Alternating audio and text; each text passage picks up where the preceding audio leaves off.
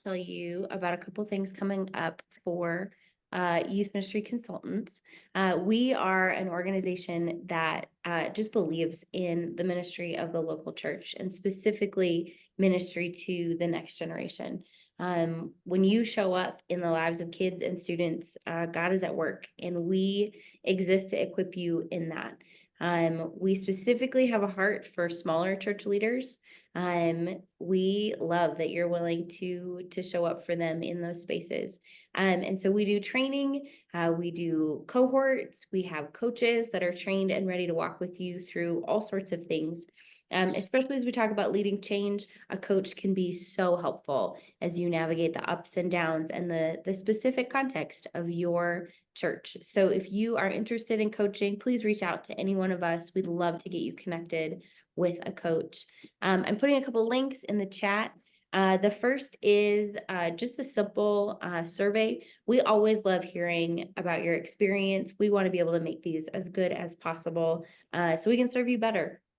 So you can tell us a little bit about that and let us know about ideas on future topics that you'd love to cover. We want to know that as well. And I sincerely apologize on this one for miscommunication in the emails. I know that there was some typos and that got confusing, so please know we're fixing that and it won't happen again. And the next two are our upcoming webinars. We have Robert Purvey of 10 by 10 with Fuller Youth Institute talking about making faith matter more. We're in a season where every year about 1 million young adults walk away from their faith, and we're not okay with that, and I'm assuming you aren't either. And so we want to talk through some skills about how do we effectively change so that we can help them build a faith that lasts. The second one, Stephanie Caro, is a small youth ministry expert. She's going to be on and talking about maximizing your small youth ministry. She has great ideas, a ton of experience, and that's going to be a wonderful time together. So registration's open for that. If you used a code to access this webinar today, the same code will work for that one. So please feel free to use it. Give it to other people in your network. We would love to support as many people as possible. Right before I hand it over to Tiger, I would love to know in the chat where you're at when it comes to leading change. Is your church in a season of no change? Things are pretty stable. Do you know change is coming? And so you're kind of anticipating that. Are you in the thick of it? Things are changing and you're feeling the tension that comes with that. What's happening in your world?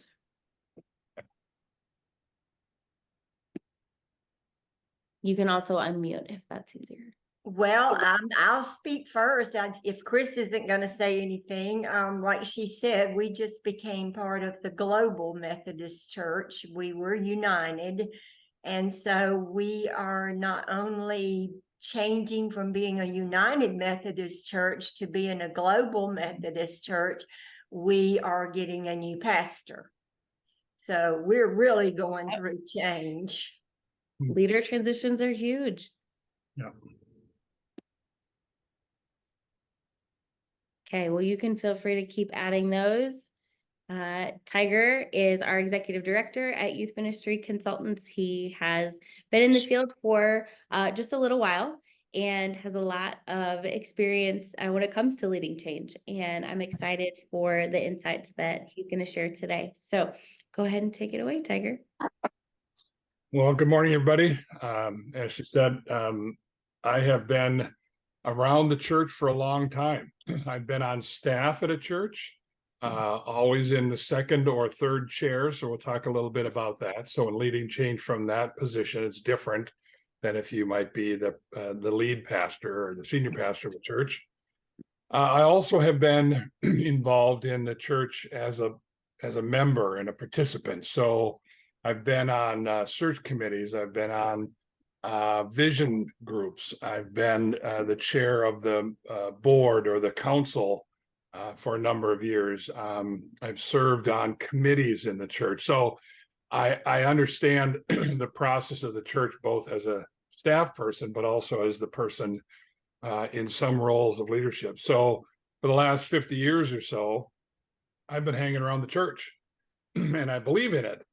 but I'm also at times incredibly frustrated with the imperfection of the church. I haven't found a perfect church. In fact, someone says, if you find the perfect church, don't go there because you'll wreck it, because we all are imperfect. And so as we're talking about this, understand that I'm a idealist. I believe change can happen, but I'm a practical idealist in that I know that every church is a little bit messy. It has certain traditions, it has certain patterns. Sometimes change is imposed on people by decisions of the leadership. Sometimes a pastor leaves and then all of a sudden change is a part of the process. We're in the midst of, in my church, our youth pastor of 15 years has left. And so the youth ministry is in this turmoil of change. I've stepped in some interim roles, but that's part of the deal. So I just want to think about that. I've got some thoughts here. I'm going to share my screen so we can talk about leading change without getting fired. Another one is another subtitle I have is leading change and other impossible tasks. I think change is part of the deal, but I always have this phrase, and I'd like to start with this, and that is that, well, let's see if this can work. Some reason we just did, there we go. Ministry and life in the church is often about change, but I want to remind you that change is never neutral. Never once will you implement change and have it not be a smooth process from idea to implementation. And I say that even if it's a change that you want to, how about New Year's resolutions? How's that going for you? We're in February 1st. A lot of us quit making those. Why? Because by now, we've realized that making an idea about change, maybe it's just, I'm going to make a change. Let's make it real. I'm going to do better with my devotional life. I'm going to get up half an hour early every day. From whatever was my normal, I'm going to get up 30 minutes early and I'm going to spend time with God. Now, that's only me. I'd say most of us would say that's a good idea. But I guarantee you by January 1st to February 1st, I will have an internal battle with that idea. Because change is never neutral. There's some short-term pain when that alarm will go off and I will say, oh, I don't want to do it today. I will resist change. We tend to do that. And I want to say that at the beginning because sometimes we can get frustrated with other people's resistance when in fact it's built into a lot of us, all of us, at some points. Much of the Bible calls us to some kind of change or challenges us to try a new idea or think a new thought or get rid of a bad habit. And yet we tend to resist it. We tend to hang in there the way we've always done it. I have a phrase I say a lot. If you're hoping change will occur in your church, good for you. But hope is not a strategy. Just hoping something's going to get better doesn't generally produce the better. So this is a session we're going to talk about change, some ideas about it. If you have a particular question, throw it into the chat. We'll get to it at the end because I want it to be helpful to you in your particular situation. But so the first thing we want to understand is that change is never neutral. Another thing I want you to talk about with you is that all change is not the same. And it goes from easy, and I'm not sure easy is the right word. I don't know that any change is easy, but we'll use that term. And the first one is changing information, changing what you know. That's the beginning of things. We have to give people information about why they need to change. Maybe I decide to change because I know I need to do something more spiritual, or I have to change my eating habits because my doctor told me this information. So you start with information, that's knowledge. The second more difficult is changing your attitude. Changing how you think about things. That gets a little tougher. Watch people try to change their attitude about politics, about the decision they've made, about their habits. It gets difficult. Then to change your actual behavior is the third level. All change is not the same. So now you're getting harder to actually get up 30 minutes early, or actually eat differently, or actually exercise, or actually change your church. Behavior is difficult, and the most difficult is moving institutional behavior. That's where not only you have to change you, but now a group of people, a group of 50, a group of 30, a group of 400, whatever it is, you have to change how that group thinks, acts, and behaves. It's really difficult because when you change one, when you start with your knowledge, you have to change your mind, change how you information, and that can be hard. I mean, try changing someone's mind, and it's not always easy, but it's the easiest of the four. Then when you get to attitude, you have to change your heart. And that's why the Bible talks a lot about that, because changing the heart, God's concerned about that a lot. And that's why the challenge is often there. When you get behavior, you have to change a lifestyle. I have to get up 30 minutes early. That's a lifestyle change. And if you knew me and my battle in the morning, you'd know that's a big lifestyle change. So when you change behavior, change the way that people live, that's difficult. Now, when you change institutional behavior, you have to change a culture. My definition of culture is it's the way we do things around here. And the question to you is, do you have a church culture? Yes, we all do. And if you've been on the church staff, you know there's the written culture, which is the thing they say on the website and in any information they give out. And that's important. But there's an unwritten culture in every church. And that's the way we do things around here. How are decisions made? Who really has the power? If you were going to make a change, who do you have to talk to before that would ever happen? And it might not be a staff person. It might be someone in the church that's been there 40 years. And there's a church culture.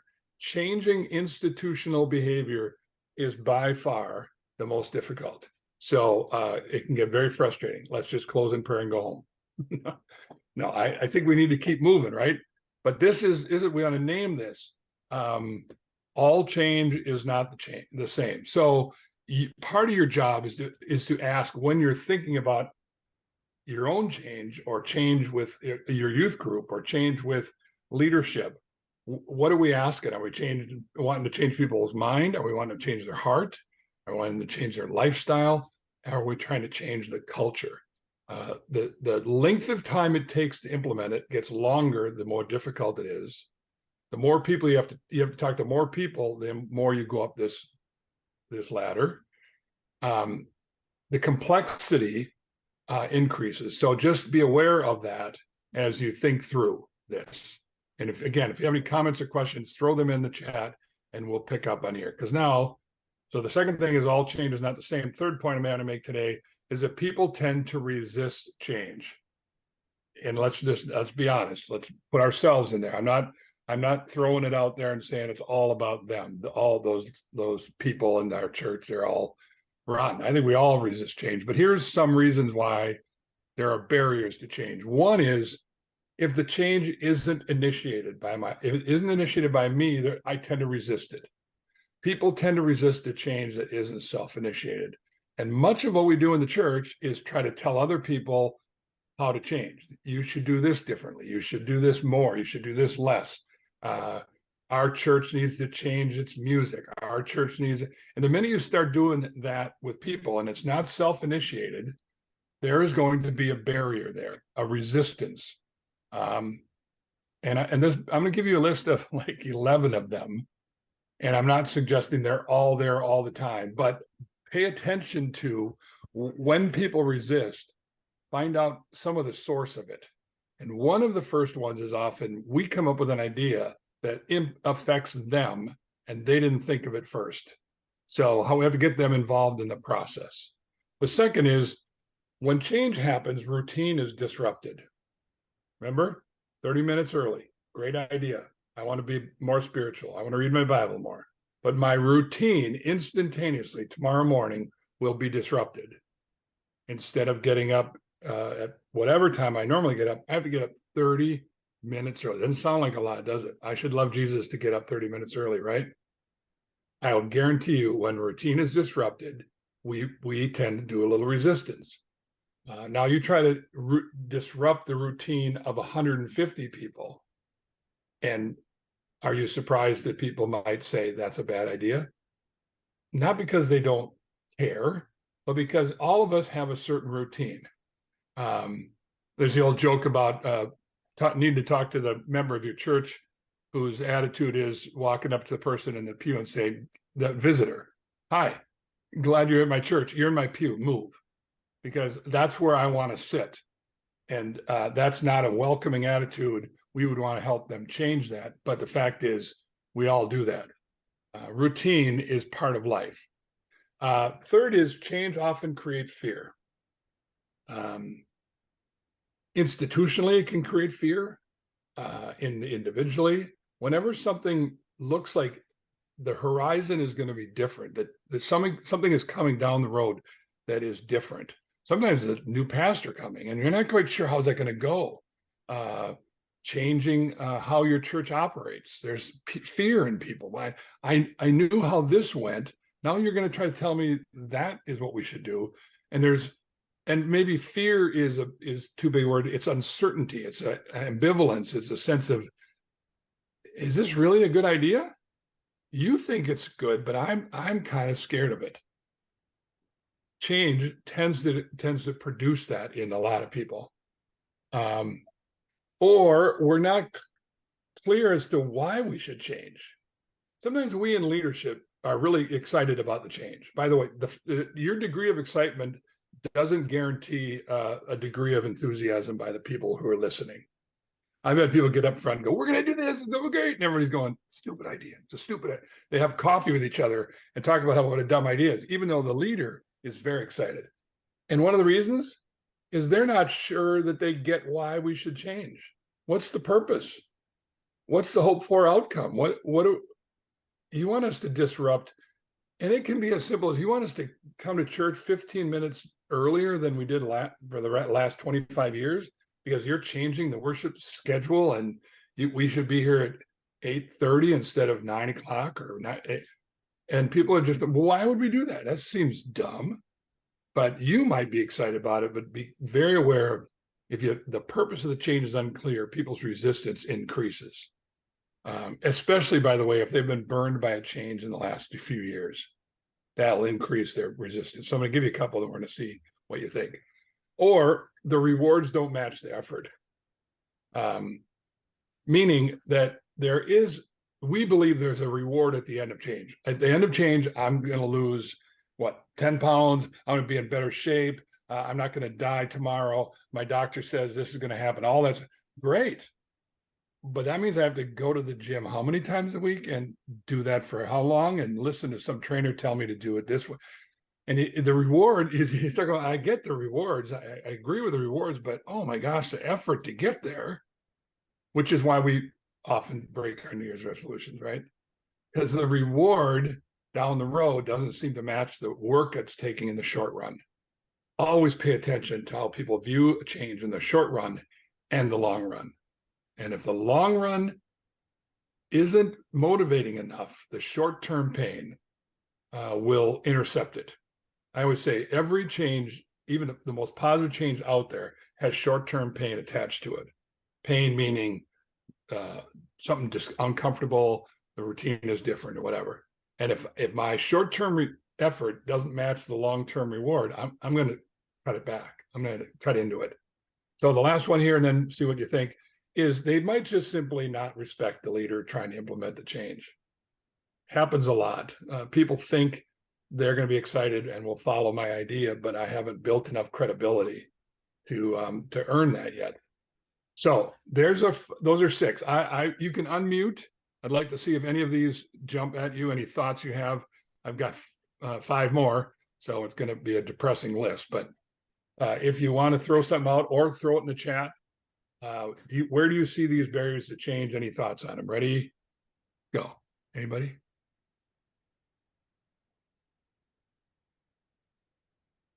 Participatory group here. You don't want to talk, you can throw it in the chat. Anything about these? You've seen them in your life, in your church's life? I just wanted to comment on the very first one. Yeah. That's just, first I had to it just made me laugh. But I think the truth of it is really kind of convicting me, because I'm usually all about change, but then I just realized it's usually because I'm the one initiating it.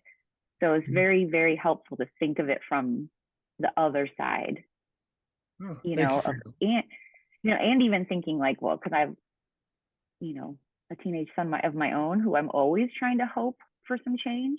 But that really Mhm. makes me realize that leading people even down a road where it becomes their idea and not something that I'm just imposing on someone. Right.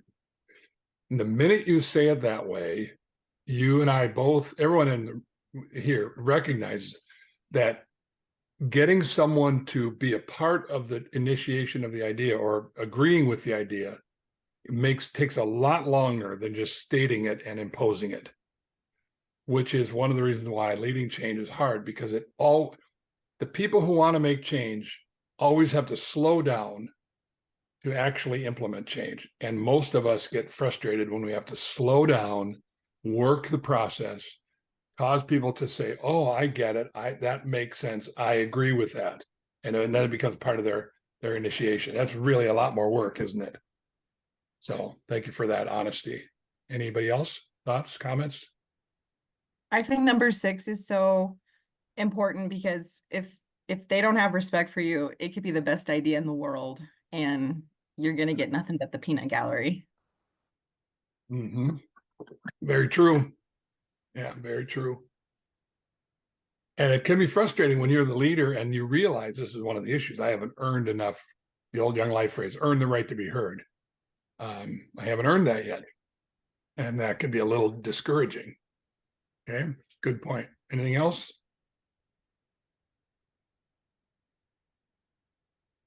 I have a thought on number 3 when you said it when you said, especially if they've been burned by change, how much as leaders, we're so focused on the church that change for us feels so necessary and urgent and needed. But for them, the past change just feels like it happened 10 minutes ago, even if it was a year ago, and how those different perspectives really impact how we're leading, but also how they're receiving it. That it's a piece of their world and it's a much larger piece of our world, and that can impact how we communicate it. Yeah, good. Yeah, very good comment. Yep. So pay attention to these here, a few more. Another reason why people tend to resist change is they're satisfied with the way things are. Let's be honest, sometimes we come up with an idea, whether it be change of music, change of style, change of culture, change of environment, change of programming, change of curriculum. And a lot of people are going, wait a minute, I'm fine. It's just fine. Does that mean that you're right and they're wrong? Maybe. Does that mean they're right and you're wrong? Could be. I don't know the answer, but pay attention to the fact that sometimes people are just satisfied with the way they are. Again, the call to change and God's work in the church causes change, but our resistance is sometimes, I'm fine. Which is why sometimes we need to help them change their mind and their attitude before they can change their behavior. So you have to sometimes inform them of what the reason is. We'll get to that in a minute. Sometimes there's a personal loss when you implement change. And it can be sneaky the way that is. Personal loss is, again, could just be the routine has changed and therefore I lose the familiarity of the old. It could be I might be a person that's going to lose some power. And power is a sneaky thing in the church. Power can be, I've always had this influence in the church, and now you come in as the leader and you want to change that up, change the structure, change the way decisions are made, and I might lose some power. And people can get a little messy when they lose something, lose self-esteem, lose their power, lose their structure, lose their whatever. So pay attention to when you're talking with people. Some of them are going to resist it because they're going to be a loss there. And if you don't pay attention to that, they're going to get, usually these are the people that do the end around you and try to get you behind you to cause that change not to work. They're going to have a loss, and you have to find out what that is. Also, in addition to loss, sometimes you're going to require more from people. We're going to require you to have to come do more, invest more, give more, may require more time, more personal effort. So we're going to change the programming, and you as a small group leader have to now have 30 more minutes of responsibility in your small group. And you come up with good ideas of why change happens in small groups and kids need to have conversations, blah, blah, blah. But all they're thinking is, you're going to ask me to do 30 more minutes of leading a small group. I wasn't doing well with the 25 minutes we had before. And now you're going to ask me to give more. I don't know that I could do that. So change often in some situations is going to require a loss for some people and an additional commitment by others. Pay attention to that, and you have a better chance of helping them think it through. This is a tricky one. I think I have to be really important to pay attention to this. I think people in the church are tired of change. I think people in the world today are tired of change. But here's how it affects the church. They are saying, and not always consciously, look, I can't change the craziness in my work. And now I have to be remote. Now they're telling me I have to come back. I have to change this accounting software. And we now have to give the reports this way. And they keep, everything's changing in my work world. And my family has changed. My kids have become teenagers and we're driving. Everything's changed. I have no control over all that stuff.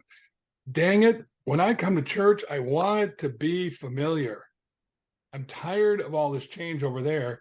I don't want change in the one place that has been my respite from all that change. That's kind of the thing that can be happening in their mind. And so now all of a sudden you're going to impose change here, and they just are tired. I just don't want it. Come on, don't do this to me. It's just tiring. And when you listen to people who are tired of change, they may even agree with you. Remember, change your mind. They may intellectually agree with you as to why you want to change, but their heart's not there because they're just tired. So again, all of these will not fix it, but paying attention to them will help you. And the last one is, this is one that gets really tricky. They may hear you say something when you come up with a new change. What you might be saying is something you didn't mean to say, but be careful, is this what they hear? Is that you're telling me that the last 30 years I've been doing it wrong. Now this music is the right way to do it. This get rid of this and change this. Music has been a major reason for conflict in the church over the last 15 to 20 years, because people are saying, so you told me that the hymns I grew up on that meant everything to me still means something to me. Now you will never sing them anymore. They're not okay. I've been doing it wrong. And you, young worship leader, are telling me what the right way to worship is. Again, it's not going to be a conscious process of this, but watch how people do that. Sometimes they do it with their arms folded, going, really? And they don't want to change because you have inadvertently criticized them for something that they find value in. And again, it might be a worship style, it might be a youth ministry style, it might be, we're not going to go to that. We're not going to do that or mission organization anymore. We're going to use this mission organization. Talked to a youth worker a while ago, and he almost got fired because he came in and he had a familiarity with a mission organization. So when he came in, it felt better for him to move it to the organization he was comfortable with. Well, they had a 20-year relationship with this other organization. And this guy just came in and said, oh, this summer, we're going to go with this organization.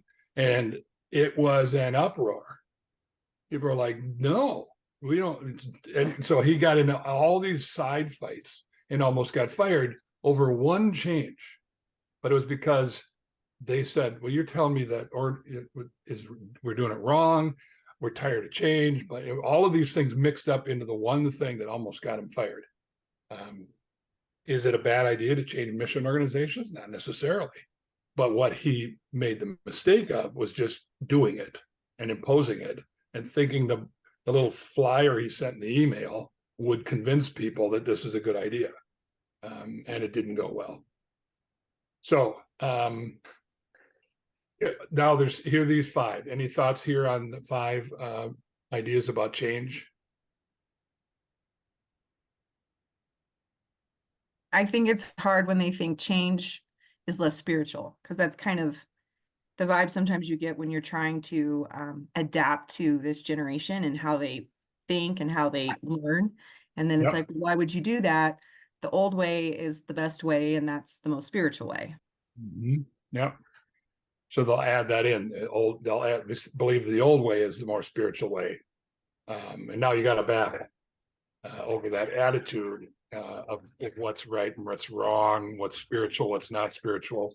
Right. Good point. Any other thoughts on these 5 or any of the 11?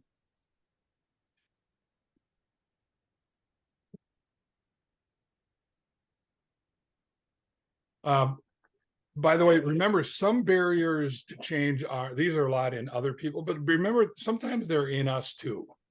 Sometimes the barrier to a change is that we don't follow through on ideas. I know a lot of us ministry are good idea people. We should do this.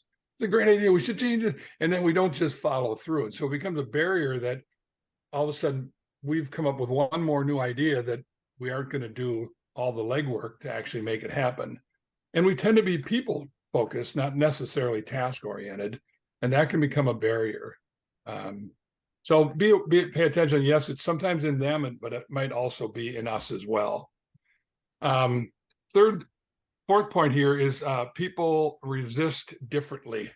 Remember, all people tend to resist a little bit, but they resist differently. So this came out of a business thing I read years and years ago. Don't worry about the exact percentages here, but pay attention to this. When an idea is suggested, people adopt ideas at completely different levels. So the first people are the ones that most of the change people like these people. They're innovators. They're a small percentage of people in the world and maybe less in the church, which is they're going to, they're the ones that I don't know if it still happens as much, but years ago, I would smile and watch the people who would stand in line for a day or day and a half to get the new iPhone, right? And you'd always show them camping out and stuff. Those are the innovators. They're the ones that the minute a new thing comes out, they got it. They got the new technology. They got the new thing. They're ready to try a new idea. They're eager for change, and they're weird to everyone else. They're the ones sitting in line for the iPhone. Normal people, see my bias, normal people are going, that's dumb. But you watch those people when they're with each other, they love it. Innovators love to be in rooms with innovators. So pay attention to that, because I'm going to get to one of the problems of those of us who want to make change around innovators. Then there's another group of people, we call them early adopters. And go back to the change your mind, change your attitude, change your behavior, change your institutional behavior. Early adopters, you can change their mind fairly quickly. Give them good reasoning behind your idea for change. And they often would say, that totally makes sense. I think that's a good idea. I'm on board. It might require maybe a positive email. It might require a listening meeting. It might require one coffee meeting. And early adopters tend to jump on board pretty quickly. They're not going to wait in line overnight, but they're going to be there the first week it's opened, and they're going to buy the new phone because they're in on it. They just aren't crazy like the innovators. Then you've got what we call the early majority. Again, don't worry about the exact percentages. This is a group of people that they'll get on board, and they're going to get on board fairly early, but they need some information. They need some rationale. They need to trust you. You have to earn some credibility with these people. So you've got the first half of the change group don't require a whole lot of work, a whole lot of effort. They do require you to have a thought behind it, rationale, articulate it, that kind of thing. But you can work with these people. If change only required these people, most of us could handle the process. Here, the second half of the bell curve becomes the pain in the neck for most of us. That's the late majority people. They're the people who are like, oh, you're not going to come up with another idea, are you? Just don't. And they'll come around, but they don't come around very easily.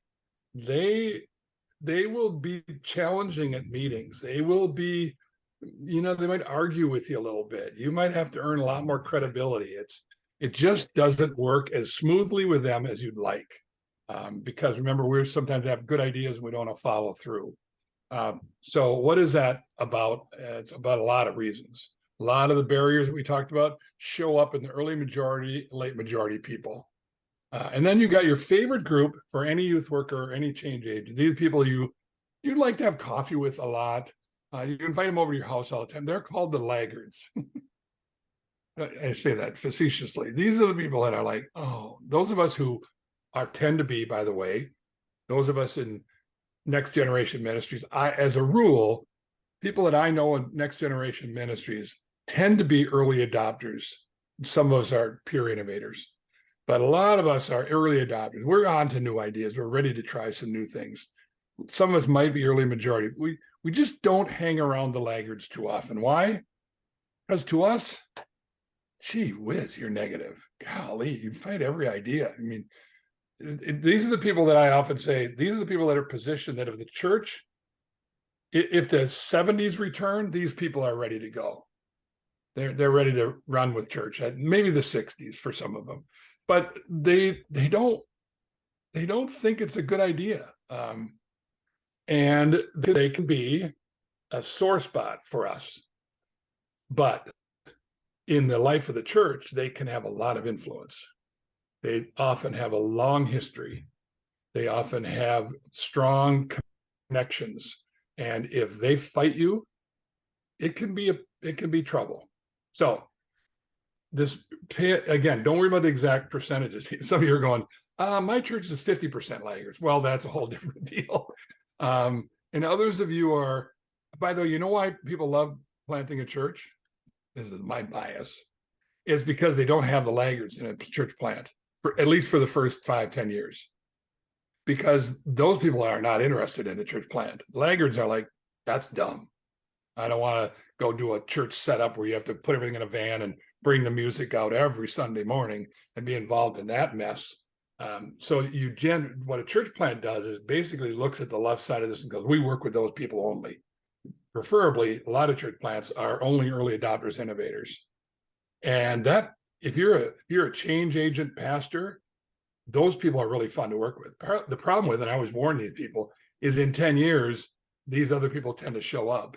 And it's surprising how quickly someone can move from an early majority, early adopter person to a laggard in the eye of the innovator. It's like, wait a minute, you used to think those things were good ideas. Now you resist them. Well, yeah, because those ideas I like and I don't want to change. So anyway, not enough sidebar. Pay attention to this. It's a major part. And then let's name this part, why do churches change more slowly? And you might be saying, oh, I don't understand this one at all. My church changes all the time. If you do, I'd love to hear from you about that. But my experience, here they are. One is churches are guardians of tradition. Folks, our institution, whether it's a non-denominational church plant or not, we're the people that have tradition. We have history.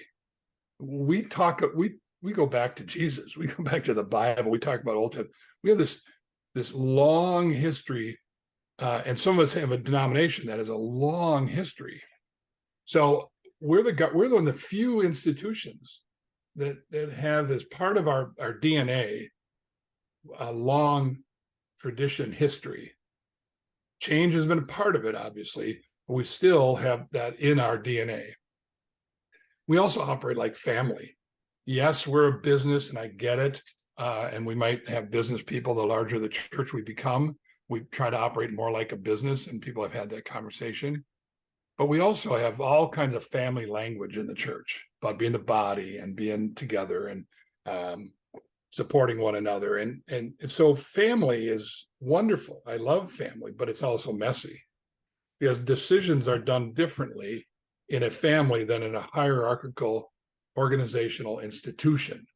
We are both a business and an institution, but we're also family. So that makes decision-making a little bit tougher. By the way, as I watch churches change over the years and more are buying into the business hierarchical model versus a congregational polity model. And yet they still bump into the family idea. There's still a bit of this relationship, no matter how hierarchical you do it, there's still pieces of family that are part of the church. So it goes there. We also have a fuzzy bottom line. If I sell light bulbs, and I'm the CEO of the light bulb selling company, I don't have a fuzzy bottom line at all. Come the end of the fiscal year, I have one bottom line. Did we sell a lot of light bulbs and make money? And that's the only indicator. If the answer is yes, and we had 20 employees last year, we have 25, and our profit was 3% of expenditures, and now it's 8% profit. I got a line that totally helps me make decisions. The change we made last year increased our profit, therefore it's a good change. We in the church have a fuzzy bottom line. Yes, we still use numbers, and by the way, numbers are not the enemy.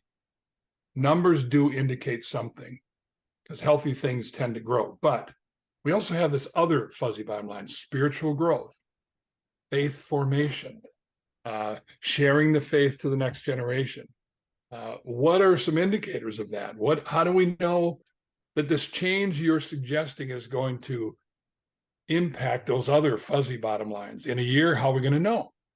Sometimes I ask the church that. Tell me when they're hiring a new youth pastor, I say, tell me what your indicator of success would be in 3 to 5 years after this hire. And after they say something about numbers, then we have this other conversation. What are the other indicators? And it gets fuzzier, doesn't it? You work in ministry. What's your bottom line? You ended the program year May 31st. How do you know you've been a success this year? Numbers is part of it, right? What's the other part? And then you have to start filling that in. Change slowly, because we get a fuzzy bottom line and we resist it because we don't quite know what we're arguing over. So pay attention to that. Our members are tired. They're tired of change. They're tired of everything. Any of you tired? You're already getting a little brain freeze right about now because we're tired. I get it. So pay attention to what does tiredness do to people when they come up with a new idea? Do they jump into it? Are they excited about it? Or are they like, oh, geez, you're going to come up with another idea? I'm tired of your ideas. They're just tired in their personal life. They're tired in their ministry life. And again, a good leader is listening for what this does. Studies have been shown that very few pastors, and I'm going to include any ministry leader, see themselves primarily as a organizational leader. I didn't put that right. They're leaders, they're people leaders, but they don't see themselves as organizational leaders. And change requires organizational decision-making, organizational process. You can be a wonderful person and an ineffective change agent because you're great with people, but you don't do the other steps necessary to implement change. So very few pastors see themselves as people who really get the whole organizational process and institutional leaders. And that might be us as well. Another reason why churches change slowly is because we have an intergenerational membership. This is our hallmark, isn't it? We have all ages represented. We're the few institutions in America that includes all generations under one roof doing ministry together. Most of us segment in our life. So we have this great intergenerational membership, but guess what? And I'm not hitting all old people because I am one, but a lot of that is going to show up with an increased number of laggards or late majority people in the older generation. Not all, but the percentages are higher. So we are messy. Thoughts about any of these? 6 of these I just suggest. Why does church change more slowly? Anybody have a thought, comment, additional one that you want to give, and I'll steal?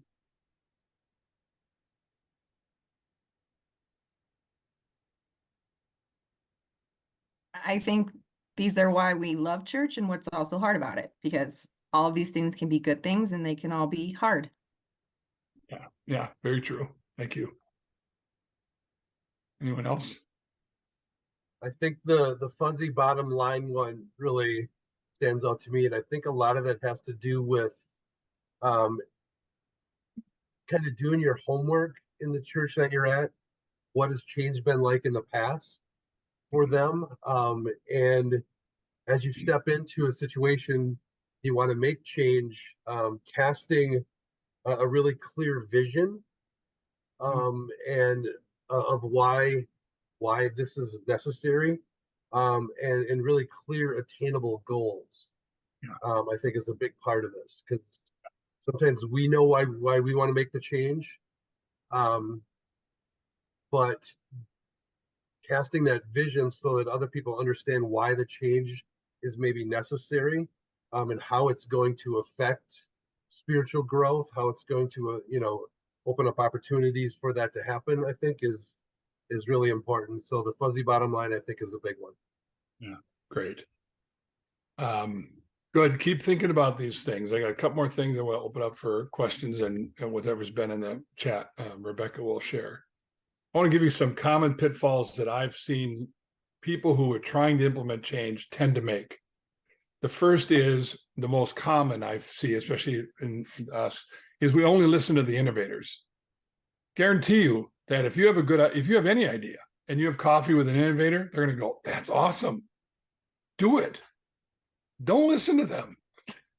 They're crazy. No, I'm just overstating. Their innovators are wonderful to listen to and be a part of because they get it.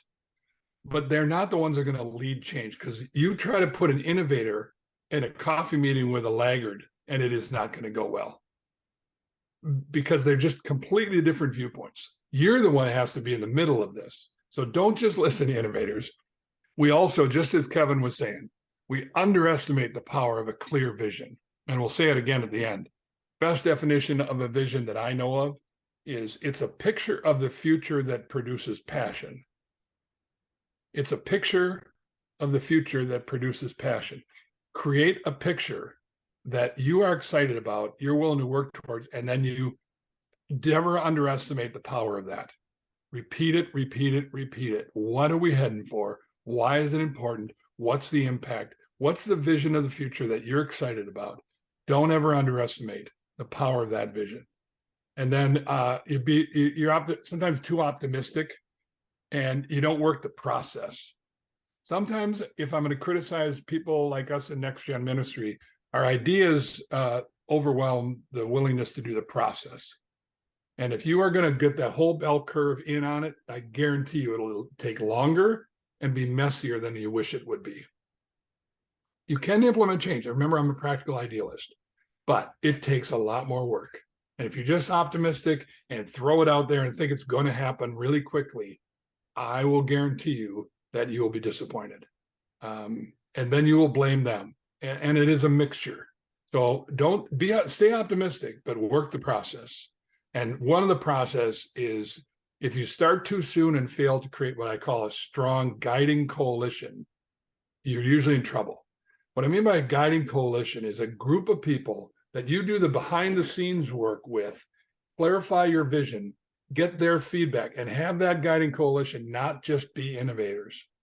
Try to get someone from all of those groups in there. If you can build a relationship with them and get them in there, they start to represent their constituency and the power of the vision that this person's willing to share with that group. When we were trying to change the name of our church years ago, we had to find people across all of that bell curve. And we had to do a lot of work just to get that group on board.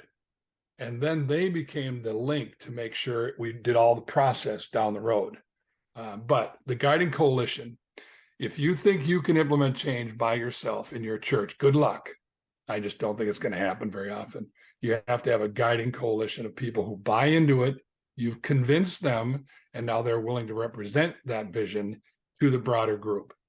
Another one is we undercommunicate the vision. Remember, underestimate it and then undercommunicate it. Keep communicating the vision. Repeat yourself. Don't be afraid of repetition. Kind of like the husband who said to his wife after 30 years, she said, "You never said I love you anymore." He said, "Hey, I told you I loved you at the wedding. I'll let you know if it changes." That's a bad husband. You gotta over communicate the vision, the purpose, the rationale, all the feelings. And the last one is we take resistance personally. Hey, people are going to resist it. and that's a whole nother session on dealing with conflict, but try not to take it personal. Often it's about the idea. Often it's about my barrier. Often it's I'm just tired. I think the idea is stupid because I don't want to do it. And then we take that resistant person when really it's an indicator of what's going on with them. So I'm not suggesting some of it isn't personal, but most resistance isn't really a personal attack. It's about the vision, the change, the implications, etc. Okay. Because of time, let me just throw this one out here. I'm going to throw these out, get you thinking. You can take a picture of this if you want, or we'll say it's out here. If you want to cultivate a change climate, boom, earn trust. Remember, earn trust not with the innovators, but with the early majority, late majority, and the laggards. How do you earn trust with the laggards? I guarantee you're going to spend time with them. In this process, when I was helping lead the change thing, I had to spend a lot of time with some of the older people in our church and just had lots of small group conversations. Not all went well, but a lot of them did. And I got to hear their heart. I got to hear their frustration. I got to hear their fear. Earn trust. And then you got to appreciate the history. So when we were trying to make that change, we had to appreciate the history that led up to this point. We talked about standing on the shoulder of the person who, and some of those people were in the room, who started this church and laid claim to this and helped buy this building and helped remodel this. But in the history, what we talked about, we identified ways in which they have changed over the years. But appreciate it. And you strive for agreement in the mission, the vision, the values. Why are we doing this? Often you have to spend a lot of time talking to people. What's the issue we're talking? What's the need? Why are we here? What's our mission? Get them in agreement there, and then say, this idea will have us increase the chance that we're heading in that direction. But you start with agreement on mission and values. I call money in the bank, meaning every leader has a bank account. It's how you put money in the bank when you are credible, when people start to like you, when you've made good decisions in the past, when you've followed through on things, when whatever it is, they kind of put money in your bank account. If you have a lot of money in that, you can plan for knowing that change is you're gonna have withdrawals on your account. People are not going to like you as much because you're implementing something that presents a little trouble. If you don't have enough money in the bank, you won't be able to lead change because you've gotten a overdraft notice, old days overdraft notice on your checking account. That usually is there's a penalty charge and discharge, and that's what happens if a leader doesn't have enough money in their bank account. They get an overdraft charge, and it isn't fun. And then cultivate relationships and attitudes. Okay, that's a quick list, but Rebecca, did any questions come up? I'm aware of time. I don't want to take too much time here, but No, none yet. So if you have questions, Yep. pop those in the chat.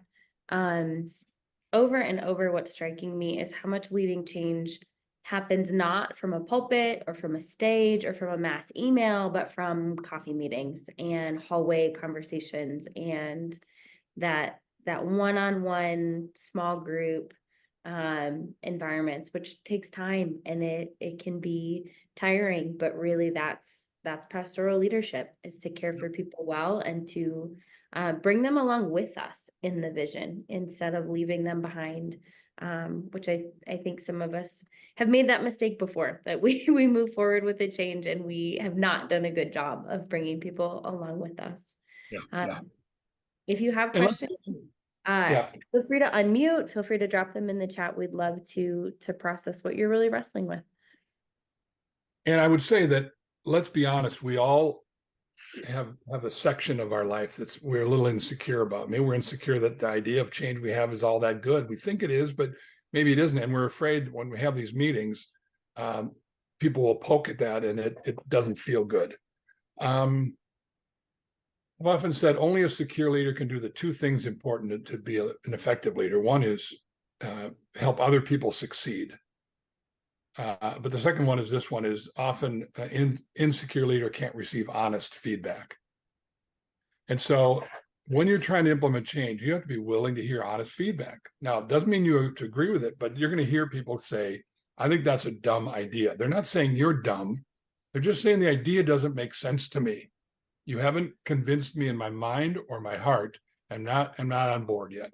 So yeah, like Rebecca said, it's a lot of small meetings individually, but also is often I've found the process involves a guiding coalition being involved in some small group listening sessions or focus groups, whatever you're going to call it.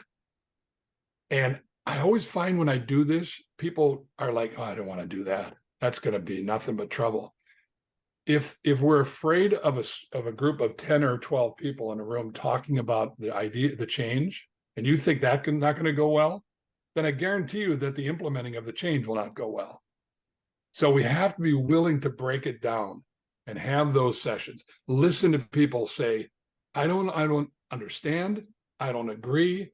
I'm not clear on what it's going to take. I think you're asking too much of me. Whatever the barriers are, we listed that's not a random list. That's people. And when people articulate that, we have to be willing to listen to that, pay attention to it, but then don't stop your vision. Yes, I agree. It would be do this in the short run. Here's why we're going to do this. Here's how it's going to impact the community. Here's how it's going to impact the next generation. Here's how it'll move us closer to our vision to reach the neighborhood or build disciples or whatever it is. Keep pointing people beyond their resistance to the hoped for outcome. And if you can gain clarity about that, get people to agree on that mission and value, then you're going to move them from disagreement to shrugging their shoulders to maybe that's a good idea, to doubt, in the process, understanding that this needs to happen. Now, they may say, I'll support it, but I'm not going to be the implementer of the change. And that's okay. You just don't want them resisting it all the time. By the way, laggards, sometimes you can never bring them along and you just have to make the change, but it does take longer.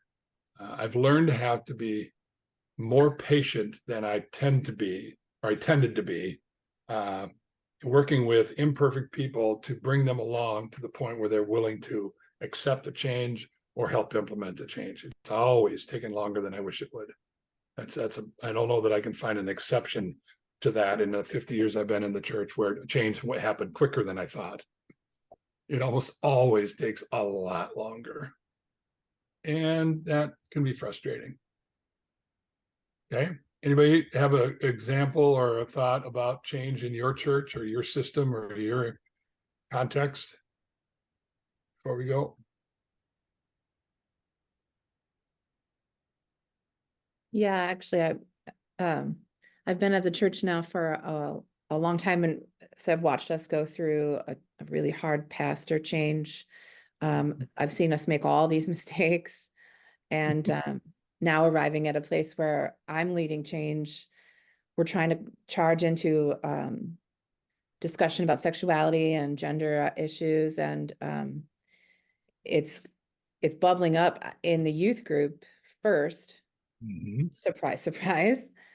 And here we are, the church has neglected to discuss these things for a long time. And so now I'm so thankful to have, this is wonderful, the way you presented this, because we went through a huge process. They called the church vitality, and it was long and it was labored and it was, and you got all done with it and you're like, but what do we do now?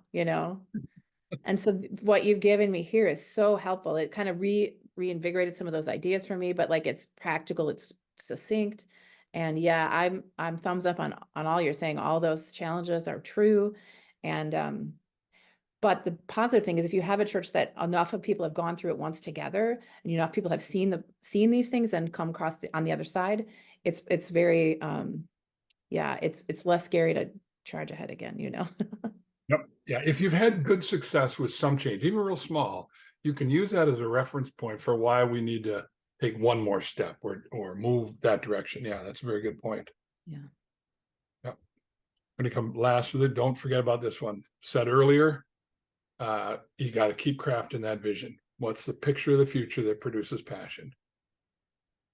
Why is that important? What are we going to do about it? How does this step of change move us in that direction? I'm the interim youth director at my church, in the process of finding a new person. And we made one change on the second Wednesday of the month. We do programming very differently. We had to sit down with the volunteers and the leaders to craft that vision. Here's why we're doing this. Here's it'd be the benefit to the kids. Here's the hope for outcome. Here's how it actually is going to relieve you of some work, which the minute I went down that road, they were like, I'm in. I don't have to work as hard because we're going to do this. But we had to articulate that vision, and we're going to keep holding that in front of people, because that's the picture of the future that produces passion. So keep working on that. And if you've got any change examples in your history, remember, you got to build on the history of your church. So when you're trying to implement change, reference something. Remember how you were part of that change? That took a lot of work. We're going to ask you to be a part of this, because this is where it's going to move us in this culture to that change, and see if it can build it. Yeah. So, I have yes. just a quick question, like Carolyn mentioned, we're right in the middle of changing to the global Methodist Church. But the main thing I think is that we're having a new pastor on top of that, and our pastor that's leaving is retiring after 57 years of service, and just wonderful, experience, and just, I mean, everyone in the church just loves him. But in reality, it was just a matter of time when he would retire again. He's just been there 7 years, but I think there's this whole underlying fear of, now we have, and I'm really excited about it. We have a woman, and they've never had a woman before. They have never had a woman pastor in Ball Ground, in the town of Ball Ground itself. So she has some huge hurdles to get over. But the main question, what can I mean, people have already come up, well, I don't know what's going to happen. And I don't, is there one quick thing you could tell them to kind of allay those fears? Be quiet and get on board. We're moving forward. No, that's wrong. That's the wrong way. Go, and again, go through when you listen to people go through the barriers that we listed here. Yeah, and I looked at those. And honor that. Hey, I get that. This is brand new. Yeah. Brand new for this reason. But here's why this is an important step. Here's why we're doing this. Here's why we're doing that. Again, go back to the vision. Back to the vision. Yeah. And how, yes, acknowledge their fear. Yeah. The minute a person who says, I'm afraid of this, and we criticize that fear, we aren't helping them move forward. So you have to at least acknowledge that fear of change, fear of routine, fear of, I've never experienced that before, fear of what's going to happen to our church. And some of that's bigger, external kind of decisions, along with leadership change. But keep referring people to the positive. It doesn't guarantee it, but all people who are committed to the change are going to be the guiding coalition. Whether it's a formal, don't work on being a formal guiding coalition, but find that group of people who are all going to start saying the same message to the church at large, and you can help lead your church into a new chapter of leadership and of influence. And keep working on that. So that's a great question. Okay. So you all have these great contexts, and we'd love in your feedback. And she mentioned about the survey. What did you find helpful? What topics would be helpful to you? We're trying to do these once a month. We're going to do cohorts. We're trying to figure out ways to coach people in leadership. And so any way you can let us know what's on your mind or heart, that'll help us. And we're grateful for you joining us today, and whether you're going to listen to it on recording, for those of you who are doing that. But you are in a key role. You might be in the second, third, or fourth chair in the church power structure. You can still implement change inside of your circle. You may not change the whole church, but you can change how that church ministers to the next generation. That's been my focus, my passion. And I encourage you to keep moving forward in any strategy that will increase the effectiveness of sharing Jesus to the next generation. Let me quick pray for you before we go. God, thanks for a chance to be together with these people. I love people like this who care about the next generation. Help us become change agents in a positive way, lead change in our circle of influence, help our church become more effective in sharing good news of Jesus to the next generation. We pray for that in Jesus' name. Amen. Amen. So, Thank you. Rebecca, you have last words? No, thanks for being here. The links to the next two webinars are in the chat. They're also on our website. If you click the resources tab, you'll always see upcoming webinars there. And we'd love to get you connected with a coach. So much of Leading Change has specifics that are part of your church culture. And we have coaches across the country who are ready to walk with you in that and help you navigate that. Or just be a person that you can vent to. If you've had a meeting of 6 laggards in a row and you just need to unload some of those feelings, we're here for you. We hope to see you on the 15th with Robert Purvey talking about helping faith matter more. It's going to be a powerful discussion, and we would love to see you there. So enjoy the rest of your day. Thank you so much for being here. Thank you.